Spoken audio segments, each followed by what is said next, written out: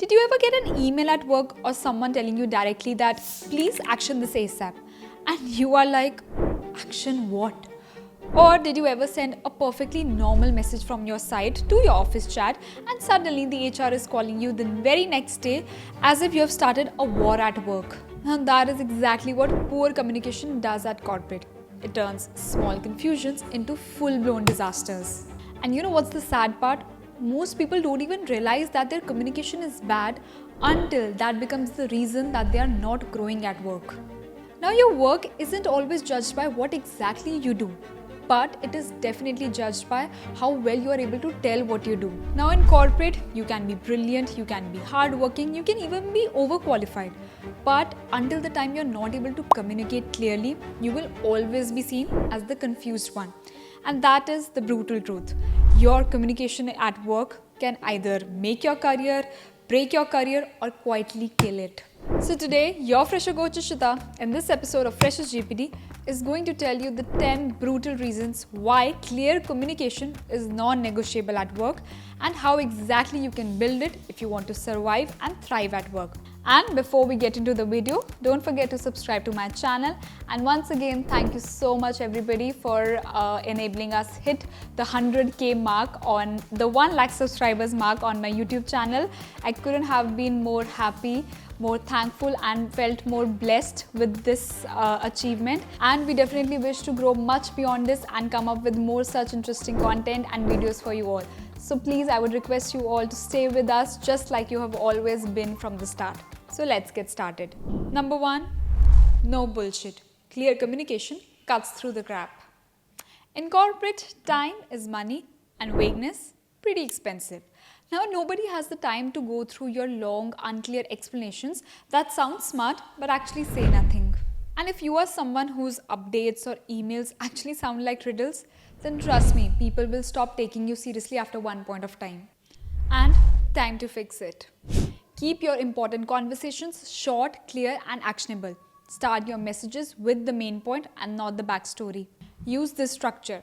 Here's the task, here's the deadline, and here's what I need from you. Just short, crisp and clear.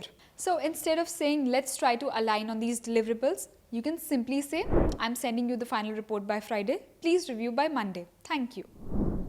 Number 2, stops drama before it even starts. Ever been a part of office drama and office politics? Well, 90% of the time it's born from bad communication. For example, can you take this from here? Can be misunderstood as it is your fault, so you need to take it from here. A missing please in a text can be misunderstood as attitude. A half-truth whispered can suddenly become a full rumor before you even realize it. So let's fix that today. Be direct but respectful. Say what exactly do you mean without any sort of sugarcoating or turning that into gossip. And don't always just assume that people will automatically get your tone. Always try to clarify politely. For example, a simple text like, just to confirm, I meant this as a feedback and not criticism, so let's just work on it together, can actually save you weeks of drama and gossip. Because, as I already said, clear words kill drama before it even starts. You know, as we all know that a lot of communication issues and other issues at work come from the lack of clarity, the lack of confidence, and also the lack of skills. Considering all the companies these days are adapting to the new age AI wave, and that is exactly what they expect from the young hiring these days as well. So if you are someone who is looking to future-proof their career, the smarter move in 2025 might actually be to skill up before looking for a new job. And that's exactly where our today's video sponsor, Great Learning, comes in. Now they have got powerful mentor-led programs in collaboration with the University of Texas at Austin and Microsoft. Now their postgraduate program in AI and ML is basically a 12-month course with 11 projects, a capstone, 60 plus case studies and a GitHub ready portfolio by the end. And if you are someone who wants to go deeper into generative AI, then they also have a 16-week program with Microsoft Azure OpenAI where you learn both code and no code tracks, solve real business problems and even get a Microsoft Applied Skill badge. And if you are someone who is aiming for the executive level exposure, then there's the UT Austin Gen I for Business program which is basically a 3 months program from the 4th ranked business analytics school in the US, packed with projects, case studies, and a globally recognized certificate. And the best part, these programs are online, flexible, and mentor led. Plus, you get access to career services and top hiring partners like Amazon, Google, Microsoft, Deloitte, and Flipkart. So I'd say start investing in your skills and build clarity with them in your career. And I've also linked the Great Learnings programs in my description box. Don't forget to check them out. Number 3, saves time, hence saves your sanity. Every unclear instruction at work adds 5 follow-up messages, 2 unnecessary meetings, and at the end, 1 frustrated sigh. And when everyone's on the same page, trust me, things move much faster and you will look efficient, reliable, and someone who's accountable. And how you can build this? Firstly, after every discussion, just try to summarize what all was discussed and agreed. And start using written follow-up messages like, just to recap, I will handle A, you will handle B, and the deadline is Thursday. Are we clear? And never be afraid to ask for clarity again if any instruction or anything felt vague to you. Trust me, asking once again will definitely save you hours later, and you'll definitely thank me for it. Number 4, keeps the boss off your back. If you've ever sat in a meeting where your boss just randomly asked you, why wasn't I informed about this, or why wasn't I looped in on this? Then you know the pain. Because most what the F happened moments or career killing moments actually come from poor communication rather than poor performance. So stop doing that from today. Always keep your boss or your reporting manager in the loop. Maybe in the form of weekly updates or short check-ins, they will work for you. And never assume that they would already know what you are working on. Always tell them yourself, because if you don't, then no one else will. For example, just small messages like, hey, just for a heads up, I have completed X and waiting on Y's approval. Now, this very small, teeny tiny habit will actually save you from many blame sessions ahead. Number 5, boosts efficiency and also your reputation. See, for example, you are a team lead. Now, the clearer your communication will be, the fewer mistakes your team will make, and that would automatically make you look more reliable. And that's how reputations are built at work, not by any fancy words or fancy slangs, but just by clarity and your way of delivery. Now, how you can build this? Now, before speaking or writing anything, just start building the habit of asking this one question. What's the outcome do I want from this message or from this conversation? And I don't know how many people are going to tell you this, but start using simple language. You are not going to get any extra points or brownie points for using corporate gibberish. Clarity is the real professionalism. And number 6, makes you look professional instantly. See, the people who sound clear, calm, and confident during meetings or during any sort of discussions, they are the ones who earn respect immediately. Because even if their ideas are too simple, but if they are able to communicate it well and people are able to understand it properly, then that shows a sign of leadership. Now, how you can build this? Now, firstly, practice speaking slowly and confidently in meetings. Now, for this, it has been my go-to advice. Start speaking in front of a mirror. Trust me, that will gradually build a lot of confidence in you. Replace your filler words like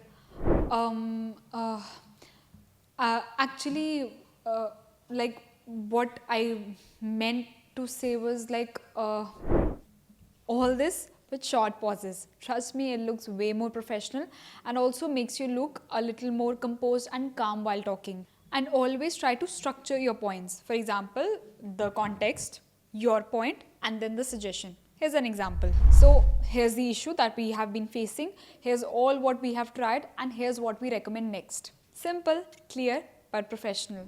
Number 7, saves your brain power.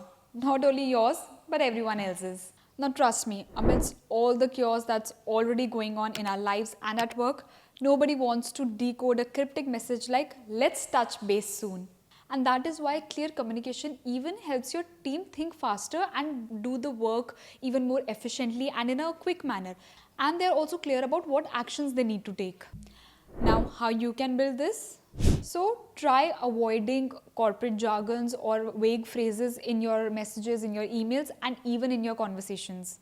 Try using examples, visuals, graphics, or even checklists for complex things so that it makes things easier for everybody. And also try using bullet points in your emails. It gives like a more clear and structured look to your mail. Pro tip, treat clarity like kindness. Because if you are clear in your communication, you also kind of make others' jobs easier. Number 8, no mixed signals in work and even beyond. See, whether it's your team, your boss, your reporting manager, or even that cute coworker, mixed signals are always dangerous. So stop sending them. Clarity builds trust and respect. And see, people would know what exactly to expect from you when they are talking to you. And that gradually builds power for you. Now, how to control? Firstly, be upfront. In case you can't do something, trust me, say it early. And in case you are someone who has the habit of joking or being sarcastic, then just make sure that your context and tone are always clear to the other person. And for God's sake, don't rely on your emojis to do the talking. Please explain whatever you want to say clearly in your own words. And lastly, avoid costly screw-ups. See, miscommunication isn't just awkward. It can be expensive as well. For example, one rude sentence, one misplaced pause in a sentence, one-time attitude, one very misjudged context or tone of your words, or even one wrong number in your file can actually ruin a very good client relationship. Now, how to control? So one basic thing you can do is always think before talking, especially when you are talking in any sort of a professional setup. And in case of messages or emails, always reread and double check what you are writing and what you are sending, especially when it comes to numbers or any sort of technical or quantitative instructions. Trust me, it will save you in future. And also try to confirm every change in writing and do not assume it by yourself. And for actually learning how to speak, I would always recommend everyone to observe how their seniors talk, or maybe just anyone you look up at work. For example, just see what sort of a structure they use when they are giving their elevator speech, what speed do they talk in, what are their gestures, what are their hand movements, how are their facial expressions, how are they able to just earn respect while they enter into a room. And trust me, you will learn a lot from them. And that's it. We come to the end of this video, and my final take. Your communication is definitely your personal brand. People might forget what you did at work, but they'll definitely remember what you say at work, and especially if you have explained it all very clearly. And if you are someone who wants peace, progress, and promotions at work, my advice, start talking clearly. That's it. 3 words and you're good to go. And if you guys liked this video, if you guys found it useful, helpful, or learned something new from it, then don't forget to put a thumbs up on it, and also let me know in the comments what are the problems regarding communication that you guys are facing at work. I'll try to read them all, and I'll try to give you fixes for that.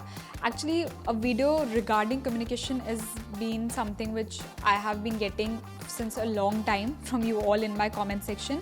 I was trying to work on it, come up with something, but something or the other always came up, so this video got a little delayed. So definitely let me know in the comments what are your views on this video. If you want me to do more videos regarding communication, regarding how to crack your interviews, or how to speak in English fluently if you are not good at it in your initial stages. And also don't forget to share this video with someone who has been struggling with communication at work. And also lastly, don't forget to subscribe to my channel. Once again, thank you so much to everybody who's been there with me from the start, or even anyone who has been new to the family for our 100k 1 lakh freshers GPT community.